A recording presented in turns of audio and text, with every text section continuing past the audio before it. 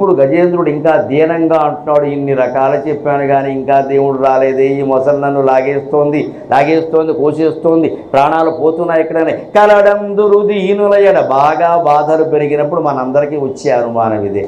ఏదో అంటారు కానీ నా ఆస్తికుల మాటే నిజం, దేవుడు ఉంటే రాడేమిటి అని మనకు మతం నచ్చేస్తారండి.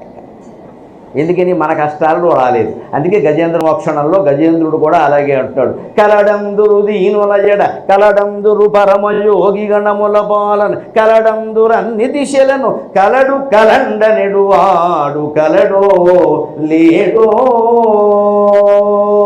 ఈ అనుమానం కూడా వచ్చేసింది. దీనుల ఎడ ఉన్నాడంటారు, పరమయోగి గణాల్ని కాపాడుతున్నాడు అన్నారు, అన్ని దిశల్లో ఉన్నాడు అని. అంతే ఆయనకు మధ్యలో అనుమానం ఏమొచ్చింది, వైకుంఠంలో ఉంటాడు కదా, ఇంత బాగా దూరం మధ్యలో ట్రాఫిక్ జామ్లో ఇరుక్కున్నాడేమో. హైదరాబాద్లో వాడికి ట్రాఫిక్ జామ్ ఉంటే వైకుంఠం నుంచి ఇక్కడికి రావడానికి ఉండదా? ఆ మాట త్యాగరాజ స్వామి అన్నాడు కదండి, గగనానికి ఇలకు బహుదూరం బనినాడు. ఆ భావన ఆయన చెప్పాడు కదా, నేను పిలిస్తే రావేమిటయ్యా అన్నారు. కారణం ఏం చెప్పాడంటే, గరుత్మంతుడు నీ మాట వినడం మానేసేమేమో, 1వ తారీఖు జీతం ఇవ్వకపోతే ఎవరూ వినరు కదా. అనుమానం కూడా వచ్చింది, త్యాగరాజ స్వామికి వచ్చింది, మిగిలిన వాళ్ళకి రాదేమిటి. పైగా వచ్చాక కూడా త్యాగరాజు ఇంటికి వెళ్ళాలయ్యా, అంత దూరం నేను రాలేను, ట్రాఫిక్ జామ్ కూడా పెడితే వెళ్ళు అన్నాడేమో అని రాశాడు కదమ్మా కీర్తన. గగనానికి ఇలకు బహుదూరం బనినాడు అని దీనంగా ఆయన జగమేలే పరమాత్మ ఎవరితో మొరలిడుతూ, నీ సారథితో నీ వాహనంతో నీకేమైనా పేచీలుంటే మీరు చూసుకోవాలి కానీ మమ్మల్ని బాధపడితే ఎలాగయ్యా, జగత్తంతటినీ పాలించే పరమాత్మ ఇంకెవరికి చెప్పుకోమంటావు నువ్వే రాకపోతే. అదే గజేంద్రుడి భావన కూడా, అదే త్యాగరాజు భావన, అదే రామదాసు భావన. సీతారామస్వామి నీ చేసిన నేరం ఏమి అన్నాడు. పూని ఏమైనా హారాలు చేయించాను, ఆవిడకి చేయించాను, మా ఆవిడకి ఏమైనా చేయించాను, మీ ఆవిడకి చేయించాను అన్నాడు.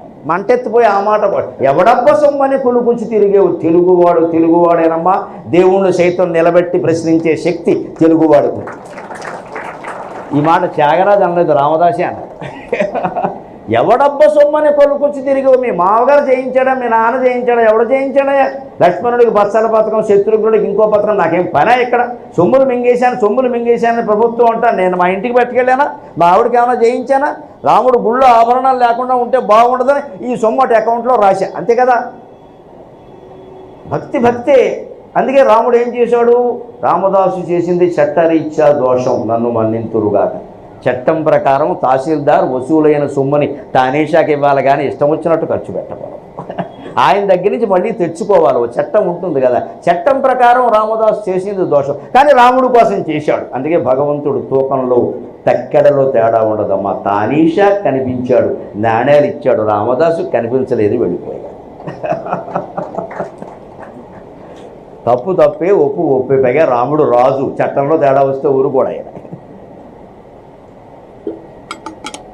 చట్టం అందరికీ సమానమే. నువ్వు తహసీల్దార్ అయితే వసూలు చేసిన సొమ్ము ప్రభువుకి ఇవ్వాలి, ప్రభువు దగ్గర నుంచి నువ్వు తెచ్చుకోవాలి. నువ్వు మళ్ళీ గుళ్ళో ఆభరణాలు చేయించమన్నానా? నేను తాటాకు బాకలో సుఖంగా ఉన్నాను, పోకల దమ్మ కింద నైవేద్యం పెడుతుంటే కూడా ఉండనివ్వచ్చుగా. నువ్వే తెచ్చి గుళ్ళో పెట్టావు, నువ్వు ఆభరణాలు చేయిస్తావు, అక్కడి నుంచి జైల్లో పడతావు, నన్ను కాపాడమంటావు, నాకేం కర్మ అని ఏం చేశాడు, కాపాడాడు. పాపం దీనంగా ప్రార్థిస్తుంటే ఉండలేడండి, అందుకని కాపాడాడు. తానీషా కల్లో కనపడ్డాడు, వాడెంతో అదృష్టవంతుడు. తెల్లారేసరికి నాణ్యాలు అక్కడ ఉన్నాయి, రామ్ లక్ష్మణ్ అనే పేరుతో ఇప్పటికీ భద్రాచలంలో ఉన్నాయండి. ప్రత్యక్ష సాక్ష్యం. మళ్ళీ ఎవరూ చెప్పక్కలేదు ఇక్కడ. ఆ నాణ్యాలు ఇప్పటికి ఉన్న, ఆయనకి నాణ్యాలు ఇచ్చాడు, నా భక్తుడిని విడిపించమని, నీకు కావాల్సిన నాణ్యాలే కదా, ఎలాంటి వడ్డీ సహా కట్టేస్తున్న వాడిని విడిపించమన్నాడు. ఆ తర్వాత రామదాసు బాధపడి ఏడ్చాడు, వాడికి కనపడ్డావు కర్మ, నాకు కనపడలేదయ్యా. అంచేత మనం సామాజిక ధర్మం కాదు, చట్టాన్ని కూడా గౌరవించాలి. చట్టాన్ని గౌరవించకపోతే పోలీసులు ప్రభుత్వమైనా పక్కన పెట్టి ఊరుకుంటారేమో కానీ భగవంతుడు ఊరుకోడు. ఒక సామాజిక నిబంధనలు ఉంటాయి, ట్రాఫిక్ నిబంధనలు ముఖ్యంగా. ఇవాళ యువతరం ఎంతమంది గౌరవిస్తున్నారో ఆలోచించుకోండి మీకు మీరే. ఒక ట్రాఫిక్ సిగ్నల్ వచ్చిందంటే ఇంకా ఎర్ర లైటు ఆకుపచ్చ లైటుగా కాదు, పచ్చ లైటుగా కూడా మారకుండానే పరిగెట్టేస్తాడు. ఇంకా పసుపచ్చ కూడా కనపడకుండానే పరిగెట్టేస్తాడు. పైగా అప్పటికే 3 ఎక్కున్నారు, దీని అదో తప్పు, పరిగెట్టడం ఇంకో తప్పు. అందరూ మళ్ళీ శాస్త్రాలు చదువుకున్నవాడే. ముందు ట్రాఫిక్ సిగ్నల్స్ పాటించకపోతే నీకు ఏం పాటించినట్టు? నువ్వు ఎంఏ ఎందుకు చదివావు, బీకామ్ ఎందుకు చదివావు? చట్టాన్ని మనం ఎప్పుడూ గౌరవించాలి. అలాగే సామాజిక ధర్మాలు కొన్ని ఉంటాయి, వాటిని మనం గౌరవించవలసి మన ఇష్టాన్ని మార్చుకోవాలి, కానీ చట్టాన్ని ధర్మాన్ని మార్చే ప్రయత్నం చేస్తే రాముడు కూడా ఊరుకోడు. రామదాసు కథే ఉదాహరణ. భక్తే, ఈ ధర్మం ధర్మమే, ఎవరికి దక్కాల్సిన ఫలితం వాళ్ళకి దక్కింది. అందుకని అనుమానం వస్తున్నాడు, కలండనడు వాడు కలడో లేడో, ఇంతకీ ఉన్నాడని వీరికి వీళ్ళు చెప్పడం, నేను పద్యాలు పాడటమేనా, ఉన్నాడా లేడా, ఉంటే నన్ను రక్షించాలి కదా. కలుగడే నా పాలి కలిమి సందేహింప కలిమిలేములు లేక కలుగువాడు, చూడడే నా పాటు చూపుల చూడక చూచువారల కృప చూచువాడు, నాకడ్డుపడరాడే నలిన సాధువుల చేపడిన సాధులకు అడ్డుపడెడు వాడు, లీల నా మొరాలింపడే మొరగుల మొరలెరుంగుచు తన్ను మొరగువాడు, అఖిల రూపులు తన రూపమైన వాడు, ఆది మధ్యాంతములు లేక అడరువాడు, భక్త జనముల దీనుల పాలివాడు, వినడే చూడడే తలపడే వేగరాడే, వినడే చూడడే తలపడే వేగరాడే. ఇంత ఆర్తితో ఈ పద్యాన్ని మీ పూజామందిరంలో చదవండమ్మా. మీ కష్టాలు 24 గంటల్లో పోకపోతే నా జన్మ వ్యర్థమైనట్టు లెక్క. అనుమానం వెళ్ళలేదు, మీరు చేసి చూడండి. పూజామందిరంలో పావు గంట ఉండడానికి ఎవ్వరికి రెపరెపలాడిపోతూ ఉంటుంది, ఒళ్ళంతా దురదలు వచ్చేస్తూ ఉంటాయి. ఈ దీపం మళ్ళీ శుక్రవారం పెట్టాలా శనివారం పెట్టాలని యథవ సందేహాలు వస్తాయి తప్పితే అక్కడ కూర్చోవాలని ఉండదు ఎవరికి. ఇక్కడ పెట్టచ్చా పెట్టకూడదా, ఈ గదిలోకి వెళ్ళొచ్చా వెళ్ళకూడదా, అదే మనకి పనికిరాని గది ఏదంటే అదే.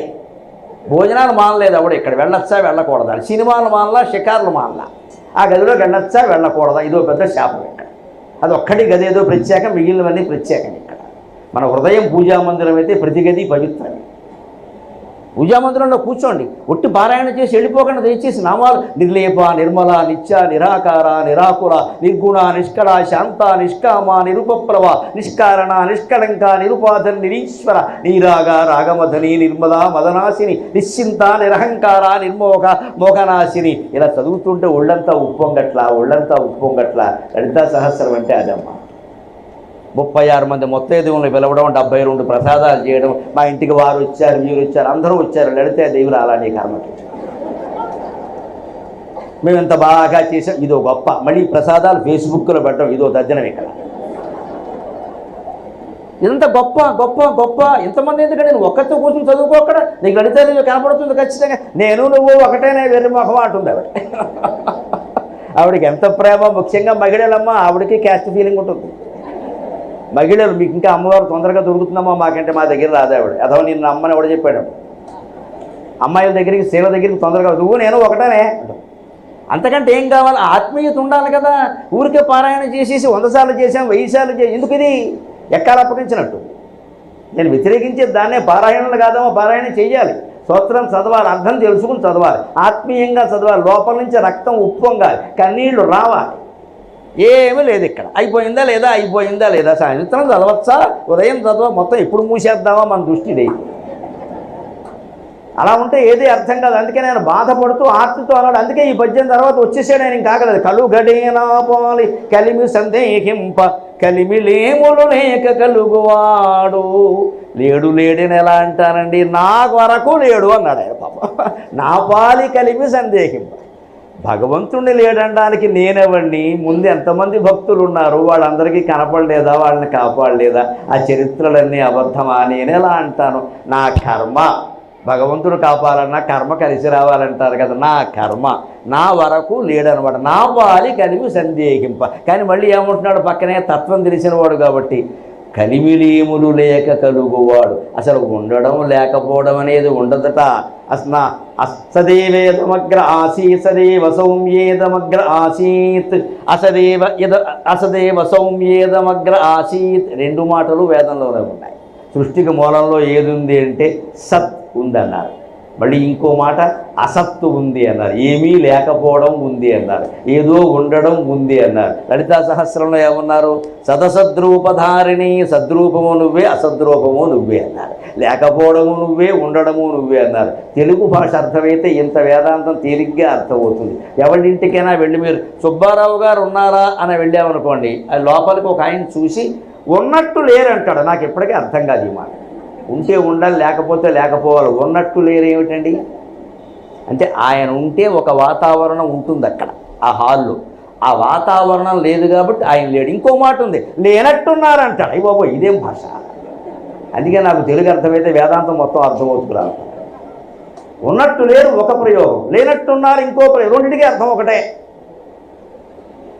ఆయన ఏదో ఎప్పుడూ ఒక BMW కారు వాడతాడు అనుకోండి, ఆయన కారు పార్కింగ్లో BMW లేదంటే ఉన్నట్టు లేరు, ఆయన ఉంటే ఈ కారు ఇక్కడ ఉండేదిగా అంటాడు ఆయన. అందుకో కారణం ఉంది ఇక్కడ. దీన్ని అన్వయం అంటారు. వ్యాకరణంలో అన్వయం వ్యతిరేకం అని రెండు ఉంటాయి. అన్వయం, ఈ కారు ఇక్కడ లేదు కాబట్టి ఆయన లేడు, ఇది వ్యతిరేకం.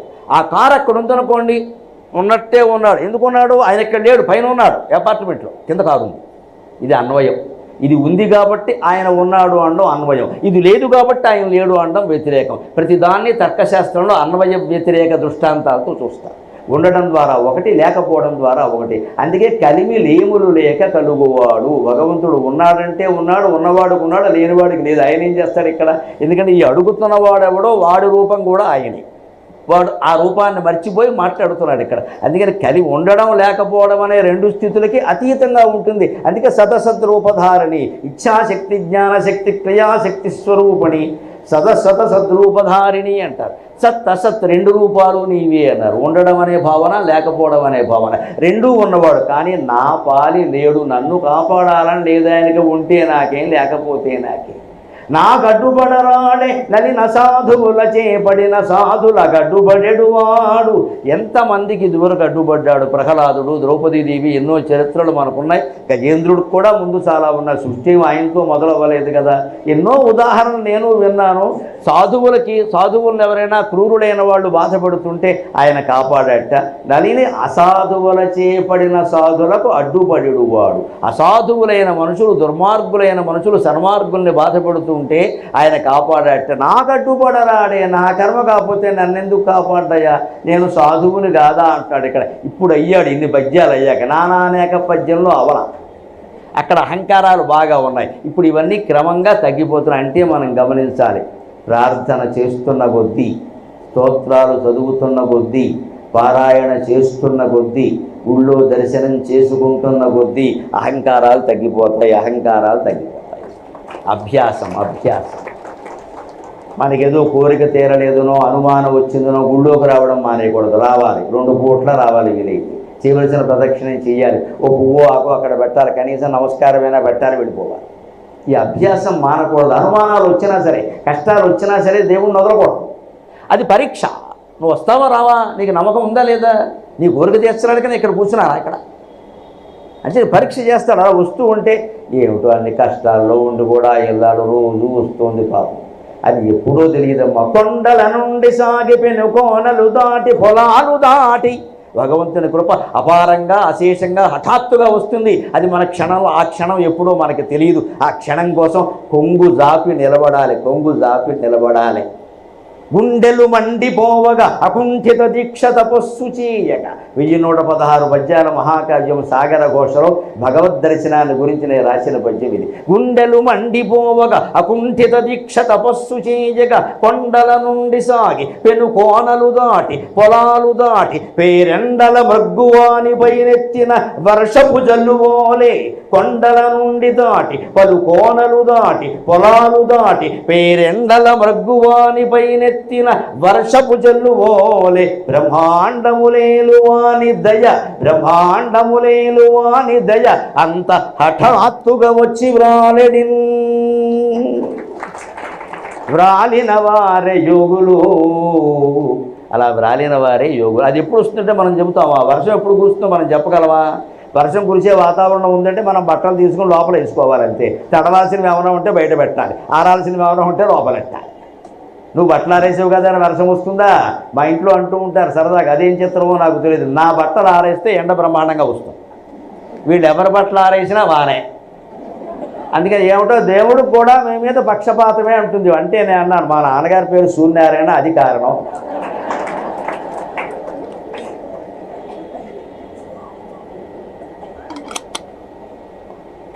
మీరు ఆరేసేసరికి ఎక్కడ లేని ఎండా వచ్చేస్తుంది, మేము ఏం ఆరేసినా రావట్లేదు. మా నాన్న పేరు సూర్యనారాయణ, ఏం చేయమంటాం? అంతే సూర్యుడికి మా నాన్న ఫోన్ చేయరే తోలు తీస్తా మా వాడు బట్టలు ఆరేసాడని చెబుతాడు. నీ పేరు నా పేరు ఒకటే ఏకనామీ సదాప్రియ అన్నారు. ఒకే పేరుంటే వేరే చుట్టరకం అక్కర్లేదు, ఇష్టం అనిపిస్తుంది. అందుకని బహుశా అది కారణం మా నాన్నగారు దయా అన్నాను సరదాగా. అంటే ఎప్పుడు వస్తుందో మనం చెప్పలేమండి. మనకి చెప్పి వస్తాడా ఫోన్ చేసి I'm coming please prepare filter coffee అని వస్తాడేట ఇక్కడ. అలా రాడు భగవంతుడు. దానికోసం మన హృదయాన్ని సిద్ధం చేసుకుని ఉండాలి. కొంగు భరిచి కూర్చున్నట్టే కూర్చోవాలి. నిరంతరం భక్తితో ప్రార్థన చెయ్యాలి. లీలతో నామర్ చూడడే నా పాటు చూపుల చూడక చూచువారల కృప చూచువాడు. ధ్యానం ఎలా చేయాలో చెబుతున్నాడు గజేంద్ర మోక్షణంలో పోతనగా. నా పాటు చూడడేమిటి నేనంత బాధపడుతుంటే? ఎవరిని చూస్తాట? చూపుల చూడక చూచువారల కృప చూచువాడు.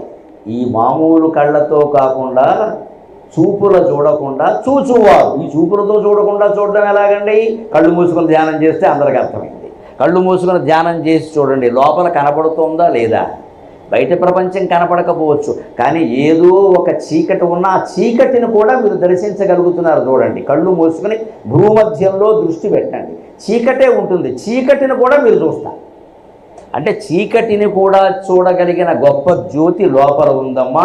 పరం జ్యోతి పరం ధామ పరమాణు పరాత్పర, అదే పరంజ్యోతి. అది ఈ జ్యోతుల్ని మించిన జ్యోతి. ఈ జ్యోతి చీకటిని పోగొడుతుంది. చీకటిని చూడలేదు, బయట మీరు ఎన్ని దీపాలు పెట్టినా. లోపల ఆత్మజ్యోతి చీకటిని దర్శింపగలుగుతుంది. ముందు శత్రువును దర్శిస్తే కదా బాణం వేయడం అనేది. అందుకని చీకటిని దర్శించగలుగుతున్నాం మనం. ధ్యానం చేసేటప్పుడు కళ్ళు మూసుకుని ధ్యానం చేస్తే లోపలికి చూస్తే చీకటే ఉందండి, కానీ మన మనోనేత్రానికి ఆ చీకటి కనపడుతోంది. మనోనేత్రం అసలు నేత్రం కంటే గొప్పది. చీకటిని సైతం చూడగలుగుతోంది. ఈ కళ్ళు చీకట్లో ఏం చూడలేవు, మనోనేత్రం చీకటిని సైతం చూడగలుగుతోంది. అంచేతన అది ఈ నేత్రం కంటే ఆ నేత్రం గొప్పది. వాళ్ళకి భగవద్ దర్శనం అవుతుంది అని చెబుతున్నాడు ఇక్కడ గజేంద్ర మోక్షణంలో. చూపుల చూడక చూచువారల కృప చూచువాడు. ఈ చూపులతో కాకుండా లో చూపులతో ఎవరు చూస్తారో వాళ్ళని కృప చూసేవాడండి అన్నాడు ఆయన. అంచేత మనం ధ్యానం చెయ్యాలి, కళ్ళు మూసుకోవాలి, లోపల ఏదో ఒక నామం పెట్టుకోవాలి. ఆ నామం మీదే దృష్టి పెట్టాలి. కొంతసేపటికి ఎప్పటికో భగవద్ అనుగ్రహం వల్ల ఆ నామం మీద కంటే కూడా దాని నుంచి వచ్చే శబ్దం మీద ఉంటుంది. ఇంకొన్ని రోజులకి కేవలం ధ్వని మీద ఉంటుంది. ఇంకొన్ని రోజులకి నాద బిందు కళ అతీతమైనటువంటి మహాశక్తి మీదకి మళ్ళుతుందమ్మా. పరమసత్యం పరమసత్యం మీరు చేసి చూడండి, చేసి చూడండి. పొద్దున్న ఒక అరగంట, సాయంత్రం ఒక అరగంట ఇంకా కేటాయించగలిగితే కాస్త 60 ఏళ్ళు దాటిన వాళ్ళకి సమయం ఎక్కువ ఉంటుంది. ఆడవాళ్ళకి మగవాళ్ళకి అనవసరంగా మళ్ళీ ఓవర్ యాక్షన్లు చేసి ఉద్యోగాల్లో చేరకుండా ఈ పని చేయి. ఇంకా సంపాదించాలి, ఇంకా ఏం సంపాదిస్తారు? ఇక్కడ సంపాదించిన అపకీర్తి కాదు, ఇక మానే. ఇక ఊరికే చేయకూడదండి. అలాగే 60-65 ఏళ్ళు దాటినంటే ఇంకా ఏం సంపాదించాలి? కొందరు అజ్ఞానం ఎలా సంపాదించకపోతే గౌరవాలు ఉండవండి. యథా గౌరవం కోసం సంపాదిస్తావు. సంపాదించకపోతే గౌరవించడం వాడిని నువ్వు ప్రేమించాల్సిన అవసరమే లేదు. ఇక్కడ 60, 65, 70 వచ్చినా కూడా భగవద్ధ్యానం మీద దృష్టి పెట్టకుండా ఇంకా ఏదో అది ఆడదామా ఇది ఆడదామా ఇది సంపాదిద్దామా, ఏం గొడవ ఇది? మనయాలవని పూర్తి ధ్యానం పూర్తి సమయం భగవంతుడికే. భగవంతుడి కంటే భగవంతుడు కాదు, మన కోసమే ఆత్మజ్ఞానం అది. అప్పుడు కూడా సమయం లేకపోతే ఎలాగంటే ఇంకా ఊరికే దేశాలన్నీ తిరుగుతూ కూర్చుంటాం. ఇక్కడ ఆ సమయం ఎంతోనే ఉండి కేటాయించాలి. చూపుల చూడక చూపు వారల కృప చూచువాడు అంటే అర్థం అది. ఆ లోచూపుతో ఎవరైతే భగవంతుడిని వెతికే ప్రయత్నం చేస్తారో ఆ లోపల దివ్య దృష్టి ఇచ్చి ఆయన కనపడతాడు ఖచ్చితంగా. లీలతో నా మొరాలింపడే మొరగుల మొరలెరుంగుచు తన్ను మొరగువాడు. ఇంతసేపటి బట్టి మొర పెట్టుకుంటున్నా నా మొర ఆలించట్లా, కానీ ఆయన ఎలాంటి బట్ట మొరగుల మొరలెరుంగుచు మన ప్రార్థనలన్నీ ఆయన్ని చేరతాయమ్మా, సందేహమే లేదు. రమణ మహర్షి చెప్పిన మాట, నువ్వు ప్రార్థించడమే ఆలస్యం, ఆ మహాశక్తి అనుగ్రహంలో ఆలస్యం ఉండదు అని చెప్పాడు మహామహుడైన రమణ మహర్షి. ఆయన చెప్పిన నువ్వు ప్రార్థించడం ఆలస్యం అయ్యా, అనుగ్రహంలో ఆలస్యం ఉండదయ్యా. వివేకానందుడు చెబుతాడు, దైవానుగ్రహం గాలి లాంటిది. గాలి ఎప్పుడూ ఉంటుంది, ఇప్పుడు లేదా గాలి ఇక్కడ. కానీ మనకి ఎంత దక్కుతోంది? ఇన్ని వేల మంది ఉంటే ఎంత దక్కుతుందో అంతే దక్కుతుంది. వీళ్ళందరూ వెళ్ళిపోయారనుకోండి, బోర్డు గాలి వస్తుంది. ఇప్పుడు గాలి లోపమా మన లోపమా? అంతే కదా. గాలి ఎప్పుడూ వీస్తోందయ్యా, పడవ వెడుతోంది, గాలి వీస్తోంది, నువ్వు తెరచా పెట్టాలి కదా అంటాడు వివేకానందుడు. నువ్వు తెరచా పెట్టకపోతే ఈ గాలి వల్ల ప్రయోజనం ఏముంది? నువ్వు తెరచా పెట్టకుండా గాలి వీస్తోంది, గాలి ఎత్తలేదే, పడవ వెళ్ళలేదే. గాలి దైవానుగ్రహం, తెరచాప ఎత్తడం పురుష ప్రయత్నం ఎప్పుడు చేయాలి. మన జీవితాల్లో అన్నింటికి అదే సమాధానం. ఎంత కష్టం రాని, ఎంత భయంకరమైన రోగం రాని మంచంలో ఉండిపోని అమ్మ వేదం చెబుతోంది చాలా స్పష్టంగా. తద్ధితపస్తద్ధితపస్తద్ధితపక యద్వ్యాధితస్తప్యతే. రోగం వచ్చిందా మానవా, కంగారు పడకు, నువ్వు అదృష్టవంతుడు అంది వేదం. నువ్వు అదృష్టవంతుడివి, నీకు ఏ పని ఎవరూ చెప్పరు, నిన్ను సంపాదించమని ఎవరో అడగరు, నీ దగ్గరికి వచ్చి అందరూ సానుభూతి చూపిస్తారు. రెండు యాపిల్ పళ్ళు చెప్పిన సాయంత్రానికి 50 యాపిల్ పళ్ళు వస్తాయి. ముందు భౌతిక ప్రయోజనం అది. భార్యకు వస్తే భర్త, భర్తకు వస్తే భార్య, పెద్దవాడికి వస్తే చిన్నవాడు, అందరూ అక్కడే కూర్చుంటారు. భీష్ముడు అంపశయ్య దగ్గర పాండవులు కౌరవులు కూర్చున్నట్టే కూర్చుంటారు. ఈ అదృష్టం మామూలుగా ఉంటుందండి. మన కాలు చెయ్యి ఆడితే మనకి చెప్పకుండానే బారిపోతారు ఇంటి వచ్చి. రోగం రావడం మంచిది, ఉన్న పడుకోరదా. ఆ పడుకున్న స్థితిలోనే రామకృష్ణ అనలేవా 2 అక్షరాలు? పోనీ నోటితో పలకలేవు, మనస్సులోనైనా ధ్యానించలేవా? అది వేదం చెప్పింది. తద్ధితపస్తద్ధితపస్తద్ధితపక యద్వ్యాధితస్తప్యతే. వ్యాధి వచ్చిన వాడు తపించచ్చు, తపస్సు గొప్ప అవకాశం ఉంది, అది తపస్సుగా భావించండి అని చెప్పిందమ్మా వేదం. దీన్ని పాజిటివ్ థింకింగ్ అంటారు. పాజిటివ్ థింకింగ్ అంటే ఇది. నెగటివ్ను కూడా పాజిటివ్గా మార్చుకో, రోగాన్ని నువ్వు ఆరోగ్యంగా మార్చుకోవచ్చు. అలా మంచంలోనే ఉండి 10 రోజులు అదే జపం చేసామనుకోండి, ఇలాగే ఉండి ప్రాణం పోతే బాగుండు, ఎందుకు వచ్చిన కూడా అనిపిస్తుంది. ఆ ధ్యానం అంత గొప్ప. మళ్ళీ లేచి ఏం చేయాలి కనుక ఎవడు జుట్టు పీకడం తప్ప. ఎందుకు వచ్చిన గొడవ, 80 ఏళ్ళు వచ్చాయి, వచ్చింది ఏదో వచ్చింది, నడుస్తుంది, చేసేవాళ్ళు చేస్తున్నారు. ఆ ధ్యానం మీద మనస్సు కుదిరితే చాలు కదా. ఇది మొరగుల మొరలెరుంగుచు తన్ను మొరగవాడు అంటే మొరపెట్టే ప్రార్థనలు, వ్యాధితుడి ప్రార్థన సహా అన్నీ ఆయన్ని చేరతాయి. కానీ తన్ను మొరగువాడు, మొరకుండే 2వ అర్థం వాడు. తన్ను మొరగువాడు అంటే తనని తాను కనిపించకుండా హైడ్, దాచుకుంటాడు. ఆయన దాచుకుంటాడు. ఎందుకంటే వీడు కనపడ్డాడు అనుకో, ఇక రోగం ఉండేలా పైకి లేచి రోగానంద స్వామి అని పేరెట్టుకుంటాడు. వెంటనే పీఠం పెట్టేస్తాడు. 4 శిష్యులను పెడతాడు, డప్పు కొట్టించుకుంటాడు, చందాలు మొదలు పెడతాడు, మొత్తం పెద్ద ప్రాజెక్ట్ అంటాడు, నాశనం అవుతాడు చివరికి. వీడి రోగం నుంచి బయటపడేయడం, కనపడడం దేవుడు తప్ప అనమాట. అందుకే ఆయన కనపడడం, వీడు చెడ్డ పని చేస్తాడు. ఇక్కడ దేవుడు కనపడడం గొప్పగా ప్రకటించుకుంటాడు, ఆనందాన్ని పొందడు. ఇక్కడ ఏదైనా సంపద వస్తే మాత్రం వాడు ఒక్కడే తింటాడు. దైవ దర్శనం అయితే మాత్రం 10 మందికి చెప్పాలని చూస్తాడు. ఎందుకంటే లోకంలో గౌరవం పొందడం కోసం. ఈ కృత్రిమత్వం కూడా ఆగిపోవాలి. దైవ దర్శనాన్ని మించిన స్వార్థ ప్రయోజనం ఉందా? ఏదైనా మన స్వార్థం ఉంటే ఎవరికి పెట్టం కదా. చిన్నప్పుడు మేము జాంకాయలు అవి బళ్ళోకి పట్టుకెళ్ళేవాళ్ళం. ఎవరన్నా అడుగుతారని ముందే సగం కొరికేసేవాళ్ళం గొడవ లేకుండా. ఒకవేళ తప్పనిసరి పెట్టాల్సి వస్తే ముందే ఎవడన్నా కాయ చూస్తే కాకెంగిలి అని అదో చేస్తాం, గొడ్డ అడ్డం పెట్టి అని కొరికించాం. ఇన్ని చిత్రాలు చిన్నప్పుడు బాల్యం అర్థమైతే భగవంతుడు అర్థమవుతాడు.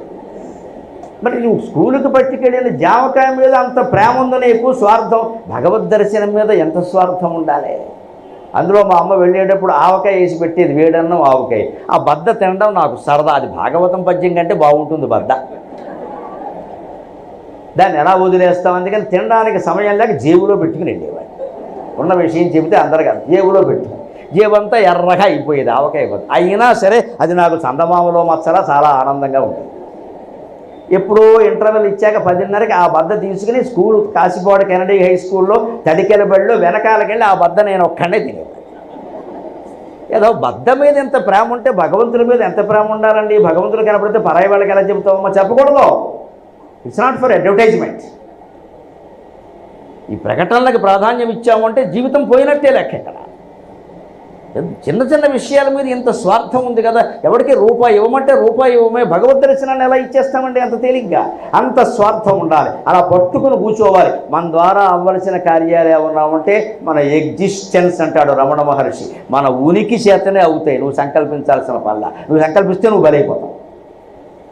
అఖిల రూపులు తన రూపమైన వాడు, అన్ని రూపాలు ఆయనవే, ఆది మధ్యాంతములు లేక అడరువాడు, భక్త జనముల దీనుల పాలివాడు, తినడే చూడడే తలపడే వేగరాడే. ఈ మాట వింటున్నాడా లేదా, చూస్తున్నాడా లేదా, నా గురించి ఆలోచిస్తున్నాడా లేదా, ఇంకా రాడేమిటి అని చివరిలో ఒక్క మాట అంటున్నాడు ఆయన, పరమాత్మ నువ్వు వచ్చినా రాకపోయినా సాగు మాత్రం ఖాయం. లావొక్కింతయు లేదు ధైర్యము విలోలం వయ్యే, ప్రాణంబులు తావులు దప్పెను మూర్ఛ వచ్చే, తనువుండశ్యన్ శ్రమం వయ్యడన్, నీవే తప్పని తప్పరం వెలుగ మన్నింపంగదే దీనునిన్, రావే ఈశ్వర కావమే వరద సంరక్షించు భద్రాత్మక.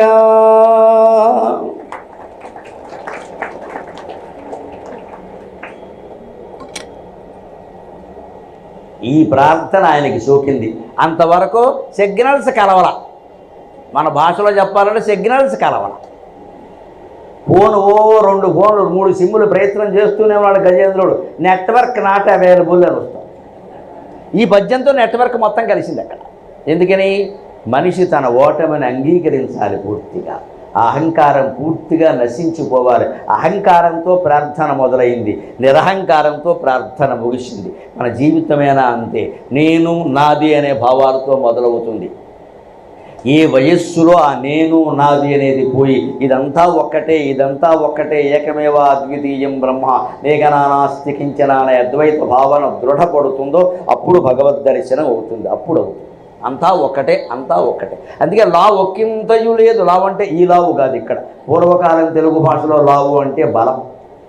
ఓ పెళ్లి చూపులు గడితే పెళ్లి కొడుకుని అడిగారు, అమ్మాయి ఎలా ఉందంటే లావు ఒక్కింతయు లేదు అన్నట్టు.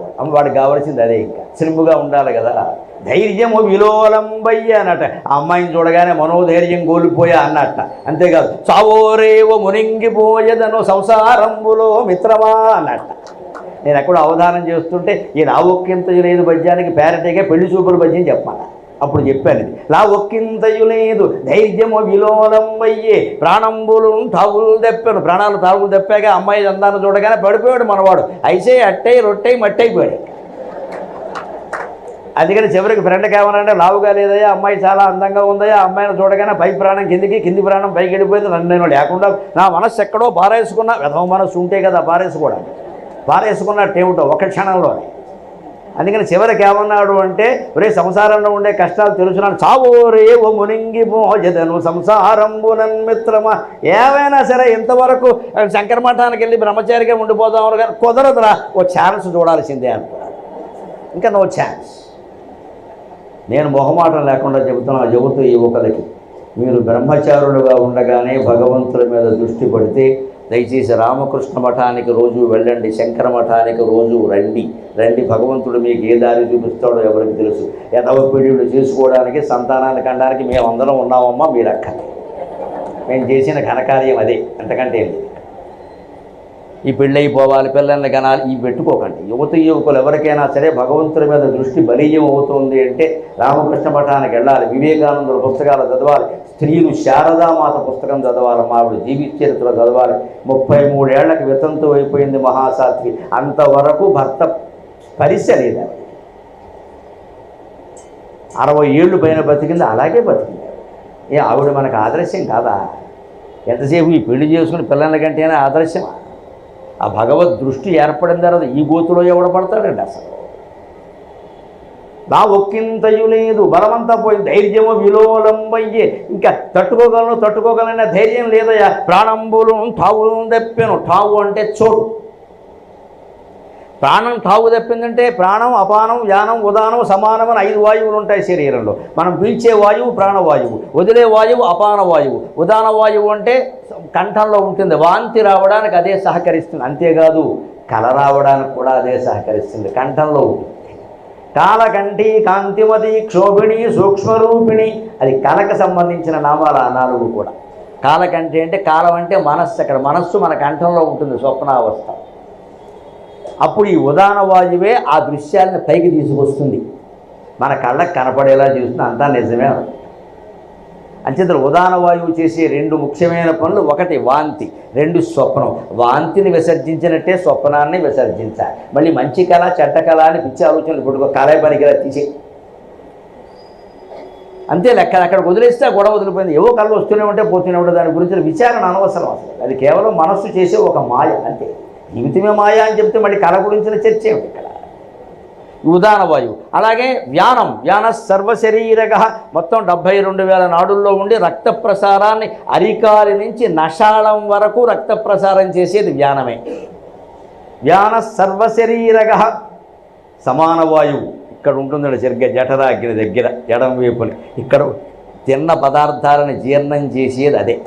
అందుకే పడుకునేటప్పుడు రాత్రి ముఖ్యంగా ఎడంవైపు తిరిగి పడుకోవాలి ముందు, తర్వాత కుడివైపు తిరిగి పడుకోవాలి. వెళ్ళకిలా ఎప్పుడూ అరగంట మించి పడుకోకూడదు. వెళ్ళకిలా పడుకుంటే పిడకలు వస్తాయి. ఆ వచ్చే దెయ్యం మన గుండెల మీదే కూర్చుంటుంది.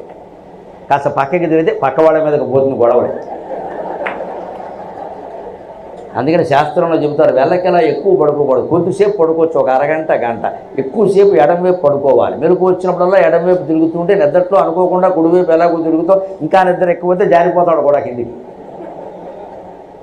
సాధ్యమైనంత వరకు ఎడంవైపు, ఎందుకంటే అన్నం ఈ వైపుకి వెళ్ళాలి, కాస్త ఆహారం అరగాలి. అందుకని ఇది సమాన వాయువు. ఈ ప్రాణాలు ఏమవుతున్నాయి, ఇక మరణయాతన పడే వాళ్ళకి బాగా అర్థమవుతుందండి. ఈ ముక్కులో ఉండే వాయువు అపానంలో కలుస్తుంది, అపాన వాయువు పైకి వచ్చేస్తుంది, ఊపిరి బిగబట్టి చచ్చిపోతూ ఉంటాడు. ఇక్కడ మొత్తం గొంతులో తిన్న పదార్థం అంతా గొంతులోకి వచ్చేస్తుంది. అందుకే శవానికి ముందు లోరీలా విడదీసి చూస్తారు ఏమైనా ఉందా అని. అది ఉందంటే వైద్యం చేయొచ్చు, అది కూడా లేదంటే ఇక అనవసరం లెక్క. ఇంకా ఆ పదార్థం ఉందా అని చూస్తారు, ఎందుకంటే లోపల బయటకు వచ్చేస్తుంది, అంటే ఇంకా అరిగే దశలో ఉందన్నమాట. అపాన వాయువు యానం, ఈ యానం అది దాటిపోయి అపానంలో కలుస్తుంది. ఈ ఉదాన వాయువు వెళ్ళి కింద ప్రాణవాయువులో కలిసింది. మొత్తం మీద ప్రాణాలన్నీ టావులు తెప్ప యుద్ధం చేయడం వల్ల మూర్ఛ వచ్చి తనువు డశ్చన, శరీరం విపరీతంగా అలసిపోయింది. శ్రమం వయ్యడని, ఇక నేను భరించలేని శ్రమని. నీవే తప్పని తప్పరంబెరుగా, భగవంతుడు చూసేది ఈ ఒక్క మాట కోసం. అందుకే దాన్ని ప్రాసలో పెట్టి రాశాడు పోతన గారు. నీవే తప్పని తప్పరంబెరుగా మన్నెన్ పంగదే దీను నిన్ను. దేవుడు గుళ్ళోకి వెళ్ళినప్పుడు మన చేతులు అప్రయత్నంగా ఇలా లేస్తాయి, గమనించండి. దాని భావమే నీవే తప్ప ఇతఃపరంబెరుగా. అంటే ఈ శిరస్సు అన్నిటికంటే పైది ఉత్తమాంగం అంట, దీనికంటే పైకి చేతులు జోడించాం మనం, దీనికంటే పైకి చేతులు జోడించాం. అంటే ఇక నా తల కంటే, నా అహంకారం కంటే అన్నిటికంటే నువ్వే ఎక్కువ మహాప్రభో, నీకు నమస్కారం చేస్తున్నావు. నీవే తప్పని తప్పరంబరుగా, ఇంతకంటే పై విషయాలు నాకు తెలియవు. మన్నింపంగదేది ఈను, నేను ఒకవాడికి దర్శనానికి ఇంకా పాపాలు ఏమన్నా అడ్డమైన ఉంటే అవన్నీ మన్నించే, ఒక్కసారే కొట్టిపారే, మొత్తం రద్దు చేసే. రావే ఈశ్వర కామవే వరద సంరక్షించు భద్రాత్మక. మళ్ళీ ఈశ్వర అన్నాడు విష్ణువు అన్న, అయినా విష్ణువు వచ్చాడు. ఈశ్వరుడు విష్ణువు ఒక్కటే, శివకేశవుల మధ్య అద్వైతం, ఆ తేడా ఉండదు. ఎవరి బాధ్యతలు వారు చేస్తారు. కావమే వరద, వరద అంటే గోదావరి వరద, కృష్ణా వరద కాదు, సంస్కృతం వరద. వరం దదాతీతి వరద అంటే వరములు ఇచ్చేవాడు భగవంతుడు. అందుకే మన దేవతా విగ్రహాలను మీరు గమనించండి, ఇలా ఒక చెయ్యి ఉంటుంది, ఇలా ఒక చెయ్యి ఉంటుంది. ఇది అభయహస్తం, నీకు భయం లేదు నేను కాపాడుతా అని చెప్పడం. ఇది వరం దదాతి, నీ కోరిన కోరికలు తీరుస్తా. మన జీవితం అంతా ఈ రెండేగా, కోరిక భయం. అందుకని మన దేవతా హస్తాలు సాధారణంగా ఇలా ఉంటాయి. అలా ఉండనిది లలితా పరాభట్టారిక ఒక్కటి. ఆవిడ చేతుల్లో, ఈ చేతిలో ధనుస్సు ఉంటుంది, ఈ చేతుల్లో 5 పూలు ఉంటాయి, ఈ చేతిలో పాశం ఉంటుంది, ఈ చేతిలో ఏదో అంకుశం ఉంటుంది. అందుకని శంకరాచార్య అంటారు ఆవిడకి ఈ అభయహస్తం, ఈ వరదహస్తం ఎందుకు ఉండవంటే అవి రెండు కోరికలు లేకుండా చేయడానికి, కోరికలు తీర్చడానికి, భయాన్ని పోగొట్టడానికి ఆవిడ పాదాలు చాలండి, వేరే ఈ హస్తాల డ్యాన్స్ ఆవిడకి అవసరం లేదన్నారు. త్వదన్యపాణిభ్యామభయవరదో దైవత గణక త్వమేకానైవాసి ప్రకటితవర అభిత్యభినయ భయాత్రాతుం దాతుం సకలమపి వాంఛాసమధికం శరణ్యే లోకానాం తవకి శరణావేవ నిపుణవు. లోకల కోరికను తీర్చడానికి, భయాన్ని పోగొట్టడానికి అమ్మవారి చరణాలు చాలండి, మళ్ళీ చేతులు ఎందుకు పని లేక అని మానేసింది ఆవిడ. అందుకని ఆవిడ లలితా పరాభట్టారికి ఆది పరాశక్తి. అందుకని ఈ ప్రార్థన వినగానే విష్ణుమూర్తి బయలుదేరడం దానికి